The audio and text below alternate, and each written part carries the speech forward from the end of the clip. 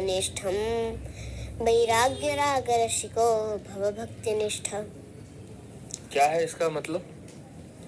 हे पिताजी, संसार को अपना मानना छोड़ दे।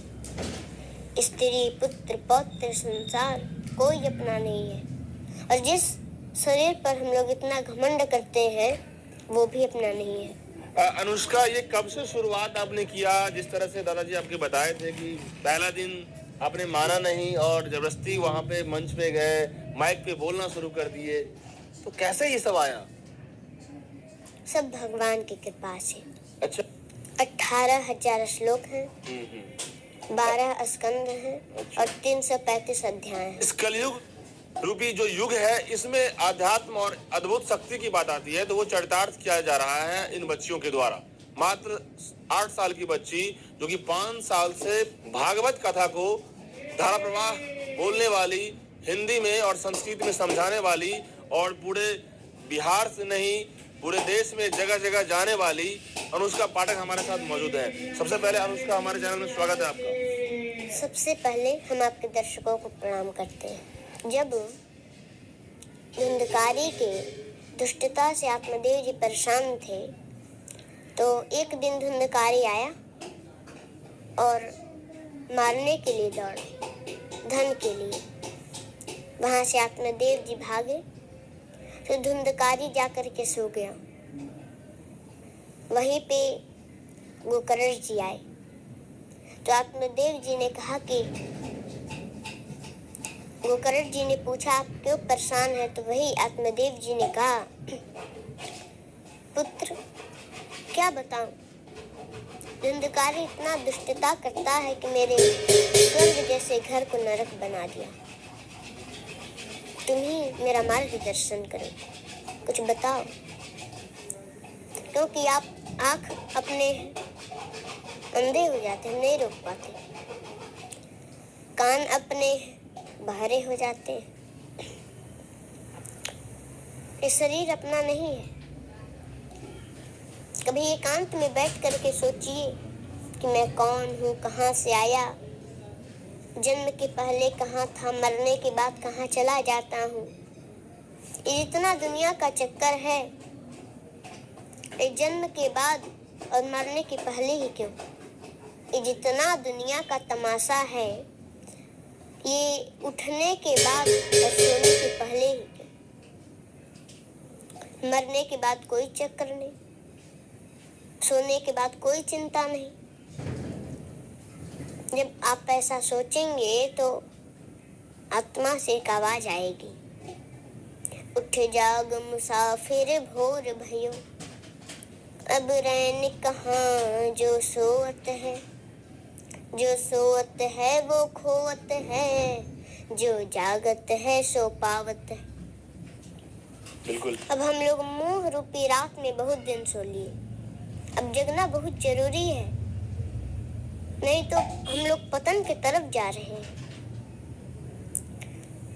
तो इसीलिए अपना कर्म करते रहिए और भगवान का नाम लीजिए तो कल्याण होगा। बिल्कुल। जिस तरीके से आपने बताया, देखिए 8 साल की बच्ची अनुष्का पाठक, और जिस तरीके से श्लोक को इतने सारगर्भित तरीके से बता रही है, तो इससे तो स्पष्ट है कि कहीं न कहीं ये प्रेरणा और कहीं न कहीं भगवान की वो कृपा जो कि 8 साल की बच्ची के ऊपर में आया है, और इतनी मतलब कि शिद्दत से इस बात को, और भागवत जैसे सबसे बड़ा महापुराण को चरितार्थ कर रही है, तो कहीं न कहीं इसमें कोई अतिशयोक्ति नहीं है कि पूरे विश्व में 8 साल की बच्ची, और वो भी भागवत कथा को इतना बढ़िया बताए और हजारों लोगों के बीच में कहे, तो ये कहीं न कहीं ये विश्व के लिए और हमारे भारत के लिए, और जिस जगह से ये अनुष्का बिलोंग करती है, कुशीनगर जिले के लिए, एक अपने आप में गौरव की बात है। अनुष्का, ये दादाजी आपके सामने बैठे हैं, वो उनसे आपने उनके साथ आप पहली बार गए, याद है कुछ आपको? जी, हम गए, तुम्हारे पिताजी कथा कह रहे थे, तो हम वहीं पे गए और सुने, और आकर के अपने बड़े पिताजी को बताए। अच्छा, क्या बताया? जो भी कथा सुने, और उसके बाद अगले दिन जा करके वहीं पे कह दिए।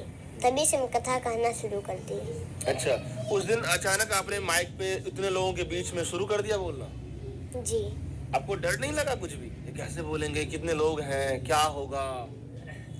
नहीं, सब भगवान की कृपा से बोल अच्छा, दिए। उस दिन से आप शुरू किए तो लगातार कथा बोलना, कहना शुरू हो गया? जी। अच्छा, कहीं न कहीं अब अनुष्का के लिए एक बहुत बड़ी जिम्मेदारी अब शुरू हो गई है भगवान की तरफ से। जी, अब ये है कि आप सभी देशवासियों का आशीर्वाद मिलता रहे कि वो स्वस्थ रहे, कि कथा के माध्यम से आप लोगों का सेवा करें। चलिए, बहुत बहुत धन्यवाद आपका। जी, आप देखिए अनुष्का, आपका भी बहुत बहुत धन्यवाद। जी। देखिए इतने छोटे से बच्चे ने सही में एक अंदर से वो शक्ति ला दी है कि जैसे लगता है कि इस पृथ्वी में ऐसे ऐसे बच्चे का भी भगवान की कृपा से और उद्भव होता है। और समझ लीजिए कि सबसे बड़ी बात तो यह है कि कहीं न कहीं देश विदेश से जब फोन आना शुरू हो जाता है तो कितनी बड़ी खुशखबरी है। हम पटना से दूर आए हैं और ये कभी फिर पटना जाएंगी तो हमारे लिए कितना बड़ा अवसर होगा। और सबसे बड़ा बात यह है कि जब कोई छोटी सी बच्ची एक बड़ा संदेश दे रही है तो हमारे देश के लिए, हिंदू राष्ट्र के लिए, सनातन के लिए और हमारे इस हिंदू धर्म, अपने हिंदू धर्म, सनातन राष्ट्र को कैसे आगे बढ़ाएं, ये इनके लिए बहुत बड़ा मैसेज है।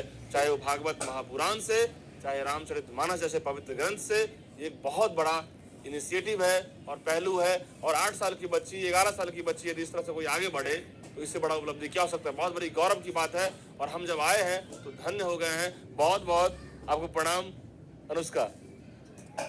चलिए और भी अपडेट्स होगा हम देंगे। बहुत बहुत धन्यवाद।